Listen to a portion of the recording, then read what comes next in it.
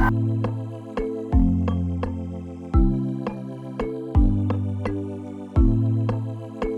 viewers, I want to welcome you to the Open Pulpit. Part of our vision is to showcase young people under our personality profile program. And today I have a young person here who has a lot of potentials, is a good Christian, and I was able to catch him all the way from out of state. So he's here. I want him to introduce himself, and then we also get to the mother who has accompanied him on this show. Please introduce yourself to the people.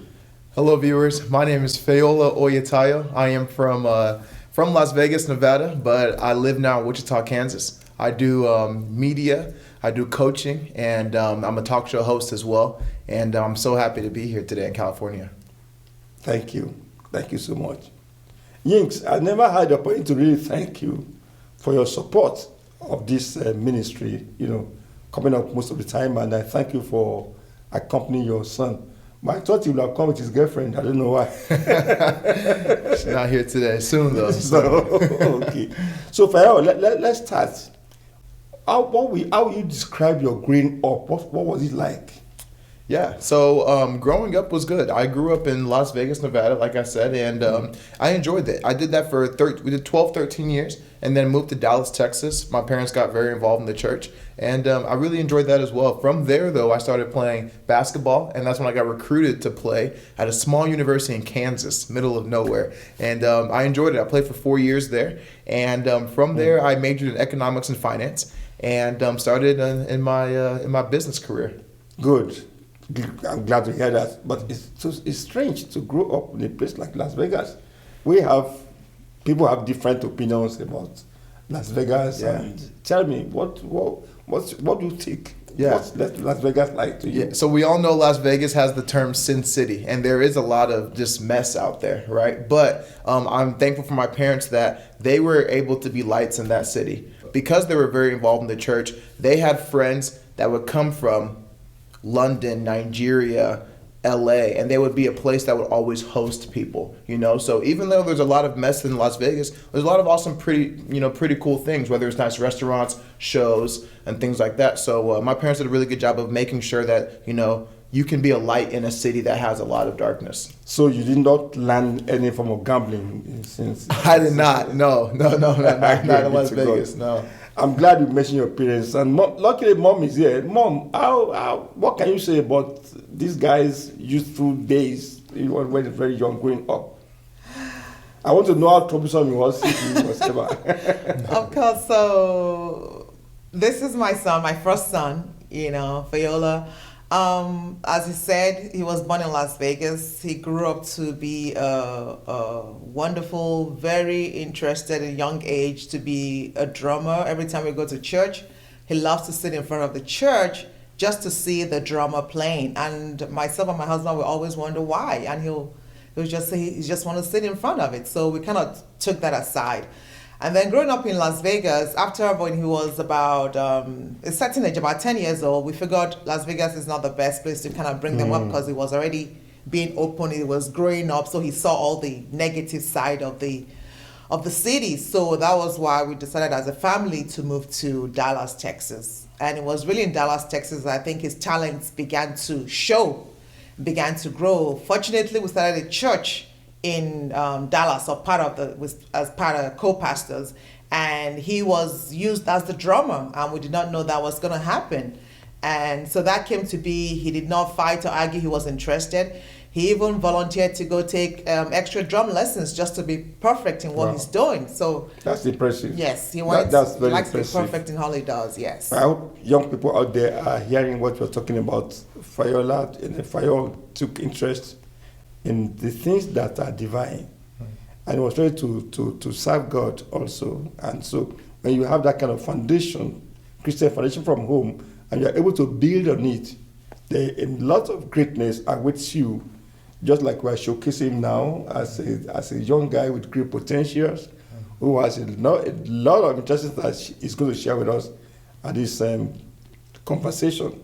Tell me about your school days. What were your challenges? What were the motivational things you saw when you were in college? High school or college, right?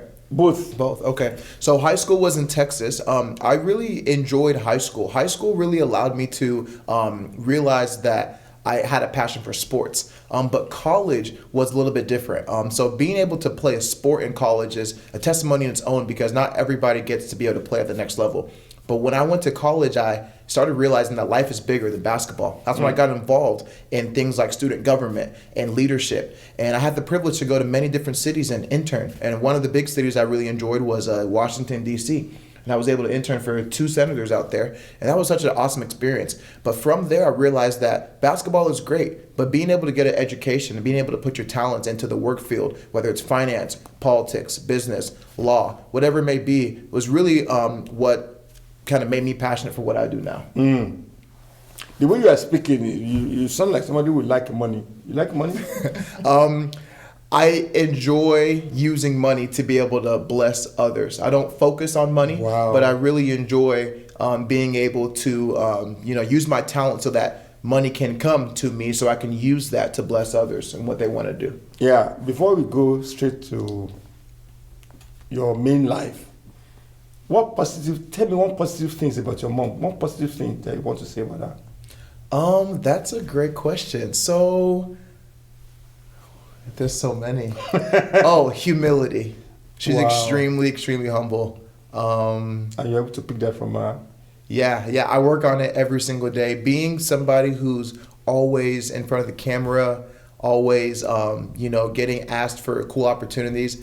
I feel like there's pros and cons to everything. I feel like a con to that is struggling with humility, struggling with that aspect of pride. But there are people in my life, like my mom and my girlfriend, but my mom especially, that helped me keep me rooted and grounded and remember, who deserves all the glory and all the successes that you have. Fantastic. How about your dad? One positive thing. My dad has this go-getter spirit mindset. Yeah. My dad does not Always stop. on the move. Always on the move. Has energy. Oh yeah. And that's something too that I think I learned from my dad. Like I said, there's a pro to con and everything. The pro to being on the move is you can find yourself in many cool opportunities. The con is you don't sleep. You are just always exhausted. So, but that's one positive thing, that my dad is a go-getter. He's a hard worker. He's very determined. Okay, now, I don't want to put you on the spot, but nobody is perfect in this world. Nobody is. You are not perfect. No, I'm not. I'm far from being perfect. Even though I'm pastor. Tell me one negative thing about your mom that you wish your girlfriend does not. What would I say? If there's none, tell me there's none. No, I mean, you're right. Nobody's perfect. What, Mom? What do you think? What do I get upset at? Shall I remind you? Tell What me. can I say? Tell me, Please. yeah. What do I get upset at? Mom, I'm a grown man. Yes. Okay. Control. Just Okay. this morning. So there are some times where I feel like I know, where the bread is at in the house, or just small different things. And sometimes my mom treats me more like I'm young Fayola instead of older Fayola. But it's okay, because it shows that she still loves me. And, yeah. Mothers will always be mothers. Exactly. And you are privileged if you have a mom who loves you so much as to take care, to be interested in what you are doing. Exactly. There are many mothers there who don't really have time for themselves, not talk about their children. And I think it's because of the kind of parents that we have that we're able to get to the place we are in now. That is the truth of the matter. And I hope that your children also we find difficulty in looking for any negative thing about you and about your girlfriend. Now, what brought you to my focus recently was a testimony I read on the Facebook. Tell me about that testimony. Yeah. There are like people here. Yeah. So, like Pastor Nimran was saying, I was able to experience something that truly was groundbreaking to me, and it was in my career path that I'm doing now. So I started a talk show in my city that highlights individuals that make an impact in my city. And for about 6 months, I was basically paying out of pocket to pray that one day somebody, like a business, can support it. And in the month of January, glory be to God, I was able to find a company that said, Fayola, we love what you're doing. We love the impact you're making in our community. Here is a check to be able to fully support this entire project that you have. Fantastic. I'm sure the check is fine.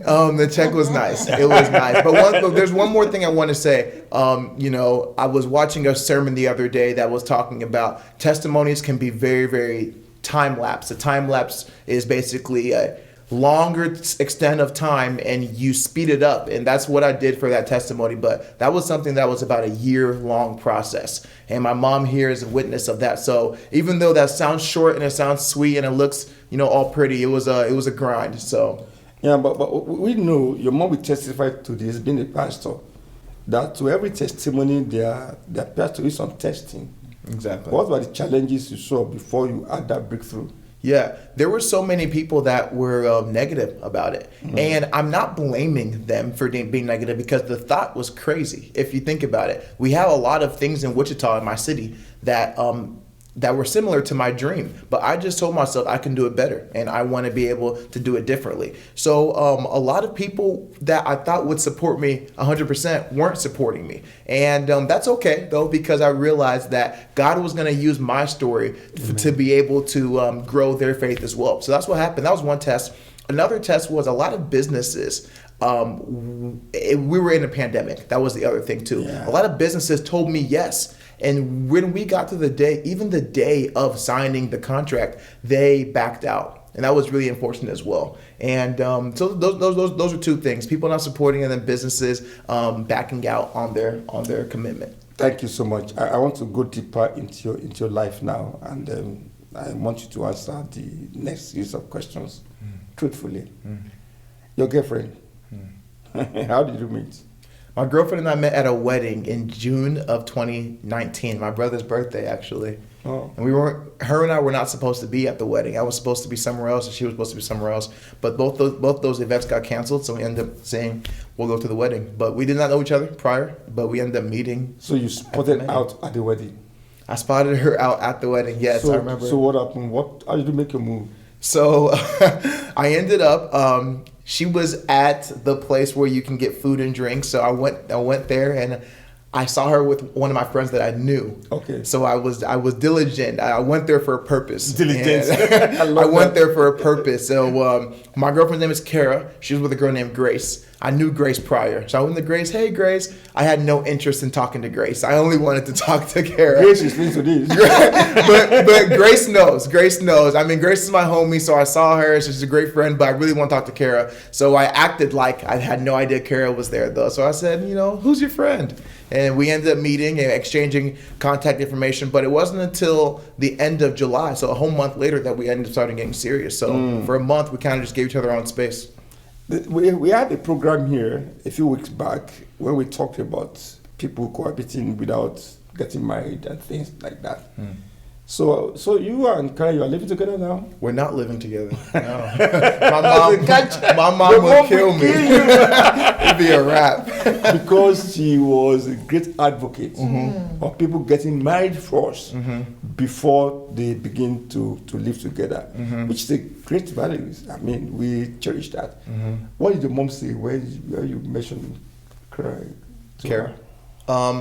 So my mom was a big supporter. I think she was, and my dad was too.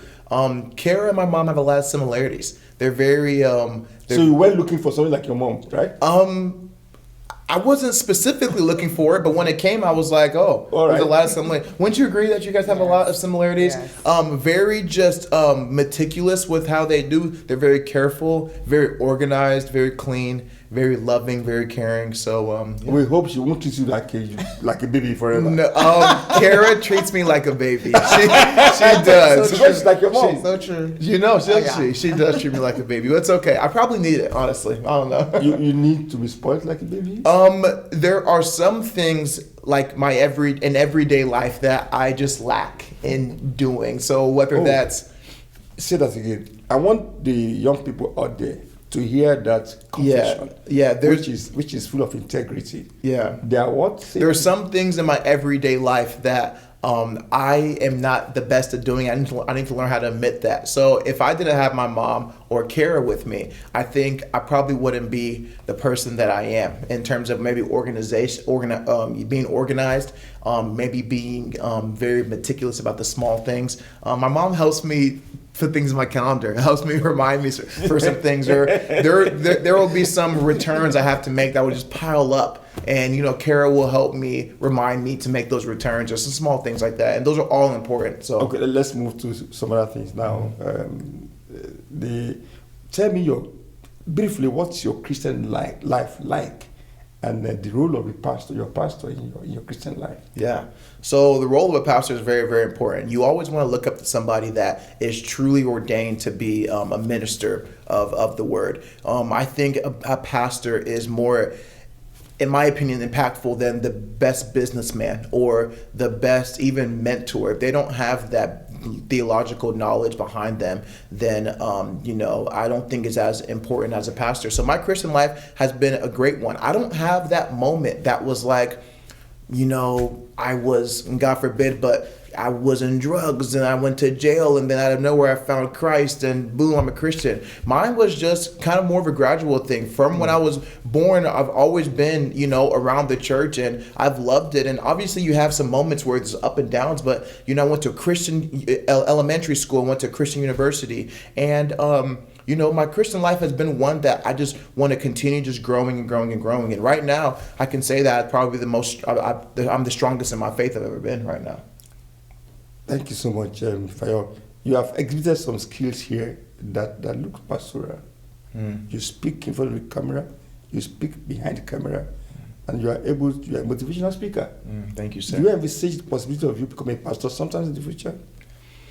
That's a great question. I never want to say no to things because I don't know what God's plan is for me. But I do know this. I have a passion for empowering other people and being in front of a crowd, hoping that I use what God has given me to be able to either motivate, inspire, or lead people to Christ. So I love the word ministering. So whether that's ministering through being a talk show host, ministering through being a motivational speaker, being a coach or consultant, whatever that looks like, I want to be able to empower others.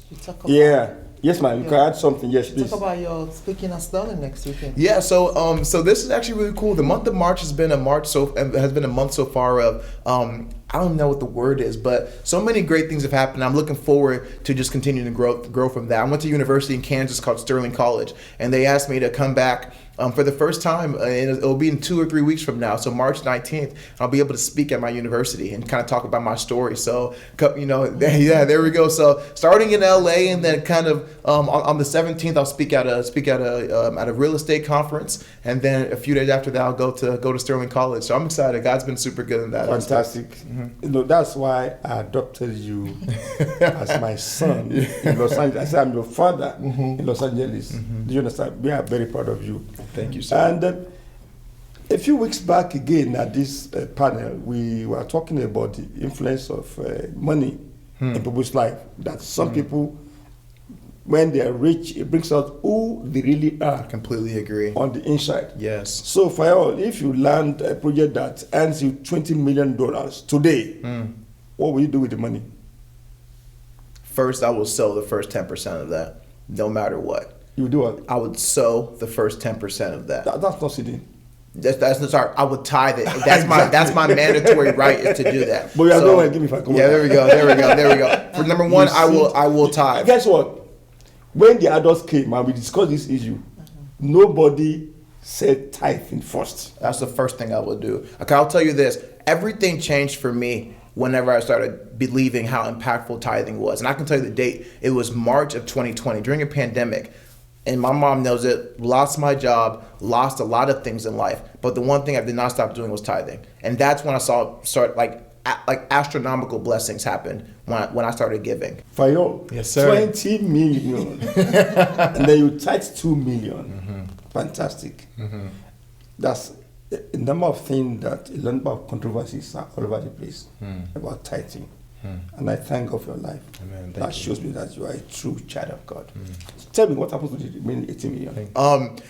Believe it or not, I want to be able to give, because I totally believe that once you give, it will be, as the verse says, pressed down, shaken together, running over. Yes. And I live by that daily. So the tithing is mandatory, right? If you can't tithe with $20, why will God trust you with $2 million? So the tithing is mandatory. But after that, I think the blessing comes if you do more than that. So I want to be able to sow millions of dollars into a church, not into a business, not into a school. Eventually I want to be able to do that, but the first thing I want to do is tithe the $2 million and be able to sow into a church, whether it's a church that I'm involved with every day, or a church that maybe a church like Jesus Embassy. After I sow into that, I would love to I have a passion of starting a conference, and as a conference to raise young adults into thank you, into business professionals, into better fathers and mothers,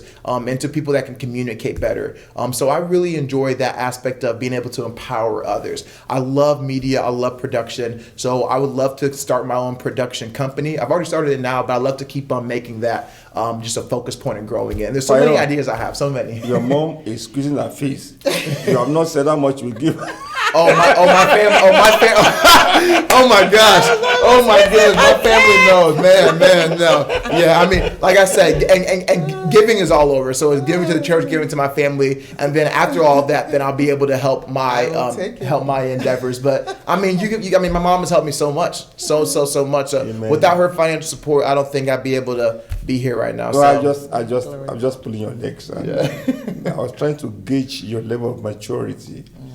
Giving things that are huge from God Almighty, and whether it will change your personality or not. So now, I'm sure you are aware that a lot of criticisms are against churches these days. Yes, so and much. Against pastors. So much. And there's so much. Speak to it. Let me hear your opinion. It's unfortunate. We're in this era of the cancel culture. Everybody's getting canceled for the smallest things. At the end of the day, pastors are still human. Now I understand. If you're a pastor that is doing some things, whether it's like financial fraud or infidelity, and that's one thing, right? But if you're a pastor that posts a story of listening to a Beyonce song or to a Drake song, and now you're being canceled, now you're making it seem like you're not a Christian because you're listening to secular music, that's something to where, listen, we're all humans, right? And I just wish that we were more in an era of people accepting, people loving. People accepting, people loving. Yeah, people loving.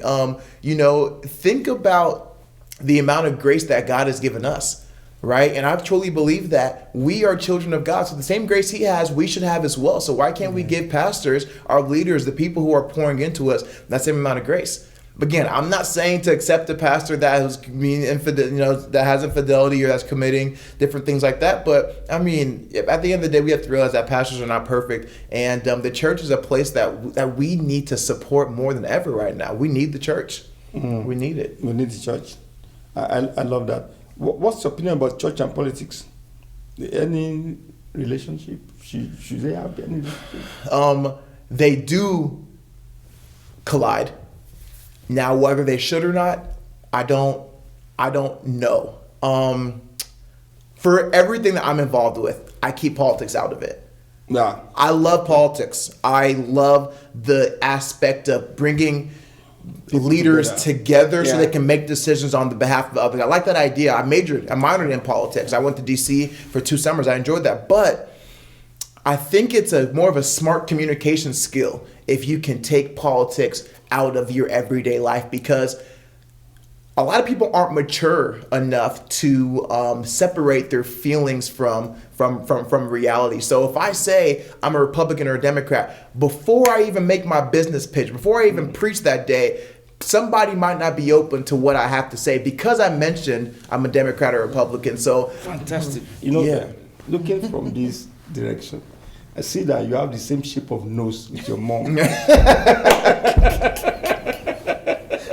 So would you look like mom or your dad? My mom, probably. I see that. Would you agree? I agree. Yeah. Totally. Now, mom, Yes. tell me, I know there are many positive things you have to say about this son of yours. Yeah. This marvelous son of yours. Thank you. But which one is number one? First of all, I want to give glory to God Amen. because it's only Him that can do all things. I Amen. don't take any accolade for any of this because sometimes I look at fire and I'm in awe that where did all this come from? Myself and his dad were not athletes, so where did that come from? They're all taller than us. But if I was to pick, if I was to pick one thing, fire is an encourager. Wow. He just wants to make you better. He doesn't want anybody at the bottom, and that's the truth. Be it his brother, his sister, even his girlfriend. I see it, even though I've mentioned it to him before. He wants her to be on top. Okay, come on, you got to move on this. We can't stay on this level. Amen. You got to move. So that's really one thing. Fantastic. Amen. Yeah, Okay, thank you. just That like means a we lot. asked him about the other side, what other area do you think it needs to work on? That's a challenge. That you I can say Oh it. yes. Oh, Wait a definitely. minute, I can confess. Oh, you want to What- confess? I can say it. Well, Well, you asked me. Okay, sorry. No, let's. Can we say it? Can we say it on 3? One word. Can we try it? 1, 2. 1, 2, 3. Procrastination. Patience. Oh There you wow! go. Starts with a P. What That's did a you P. I said procrastination. She I said said patience. Let- Actually, let's you know, see. I take it back. Procrastination, I take it back. patience. Patience is the one. Patience. Patience is the one. I want things now. I want things quickly, and And like life is not like that. life is not like that at all. There are a lot of times where I expect Fayo out of Yinka. I expect Fayo out of Kara, and I have to realize that that's not how it is. The only way a business can grow, the only way a relationship can grow, the only way a community can grow is if everybody's being the best version of themselves. So I have to realize that I need to be patient in knowing that my mom is her for a reason. Everything that she does, I don't do. Everything I do, she doesn't do. So Thank you that's so one much. thing I have to realize. Would you Now, say so? Patience.